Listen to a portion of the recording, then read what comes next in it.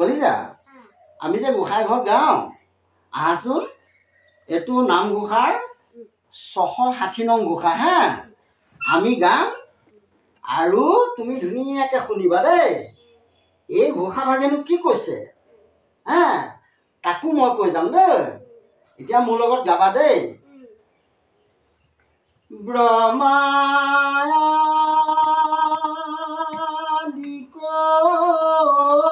কৰি জীৱ জগত ৰাম ৰাম ৰাম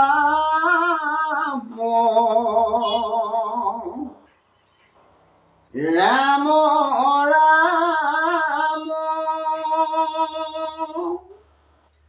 মায়া খৰ্জা মাজে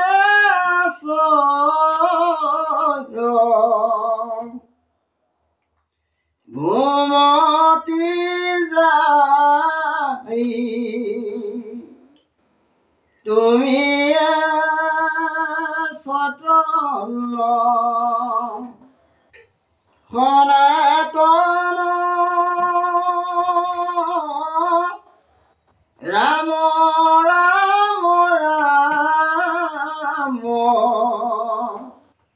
ৰাম ৰাম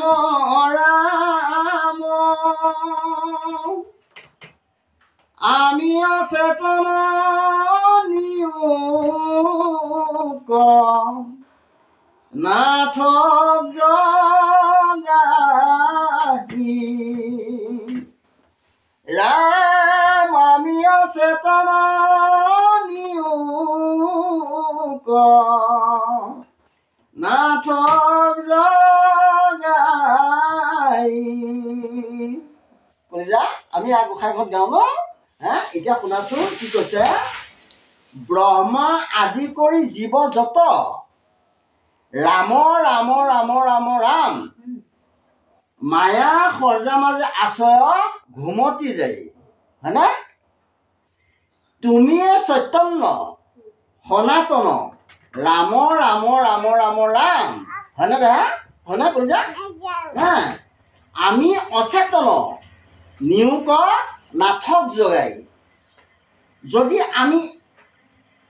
এই ঘোষা ভাগৰ অৰ্থভাগ উলিয়াব বিচাৰোঁ তেতিয়াহ'লে কৈছে যে ব্ৰহ্মা আদি কৰি জীৱ যত ৰাম ৰাম ৰাম মায়া সজ্জা মাজে আশ্ৰয় ঘুমতি যাই যে ব্ৰহ্মা আদি কৰি যিমানবোৰ জীৱ আছে সকলোবোৰে মায়া সজ্জাত নিন্দা গৈ আছে হয়নে কৈছা ক'ত আছে মায়া সজ্জাত নিন্দা গৈ আছে দেই হে সনাতন ৰাম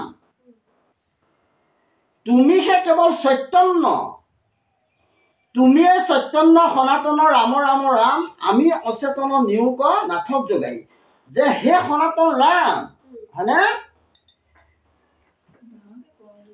তুমিহে কেৱল চৈতন্য আমি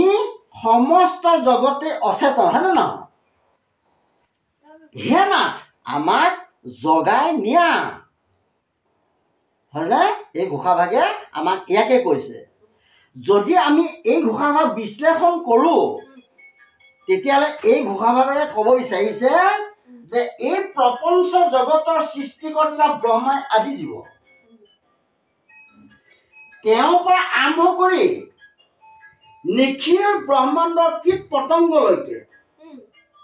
যিমান জীৱ আছে সকলোকে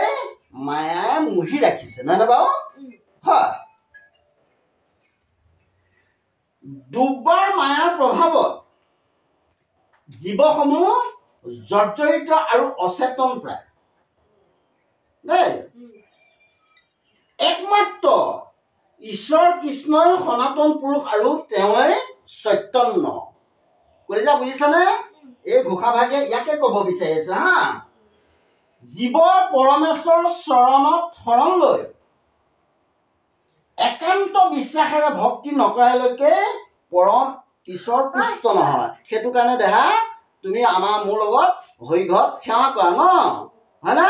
ভগৱানৰ ওচৰত আশ্ৰয় লোৱা হয়নে নহয় ঈশ্বৰ নিজেই জীৱৰ হৃদয়ত সত্যৰূপে প্ৰকাশ নকৰিলে মায়াৰ হাত সাৰিবৰ কোনো উপায় নাই হয়নে কলিজা হয় সেয়েহে মহাপুৰুষজনাই কলিৰ মৰমতী মনুষ্যসকলক ভক্তিৰ আহি দেখুৱাই প্ৰাৰ্থনা কৰিছে নহয় নে কি বুলি ব্ৰহ্মা আদি কৰি যত জীৱ ৰাম ৰাম ৰাম ৰাম হয়নে তুমি একমাত্ৰ চৈতন্য পুৰুষ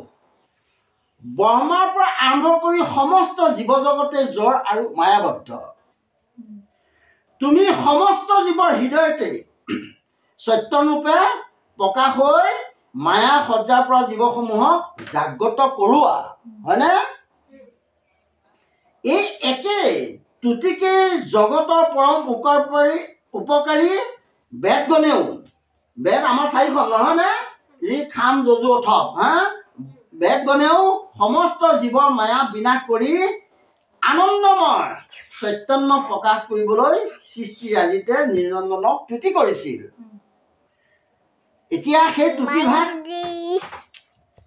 বেদগণে কি তুতি কৰিছিল মই পঢ়ি শুনাইছো দেই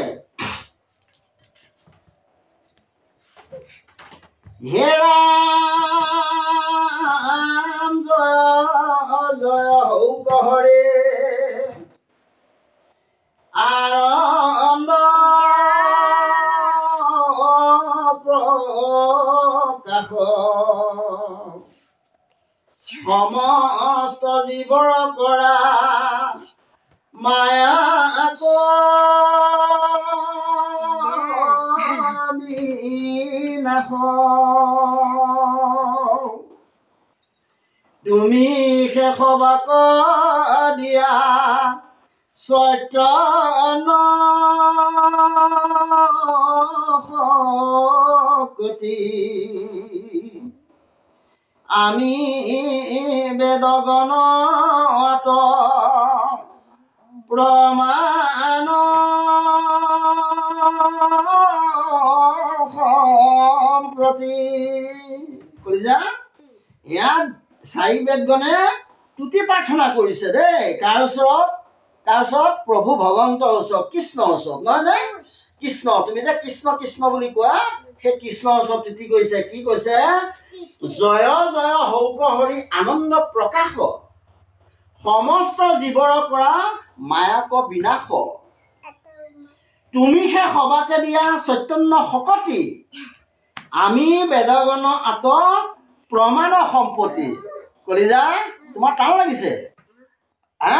সদায় গোসাঁই ঘৰলৈ মোৰ লগত যাবা দেই আজি ইমানতে সামৰণি মাৰিছো দেই কৃষ্ণ ওম বিষ্ণু কোৱা দেখা হৈ কৈ দিয়া কৃষ্ণ কোৱা কৃষ্ণ কৃষ্ণ কৃষ্ণ কৃষ্ণ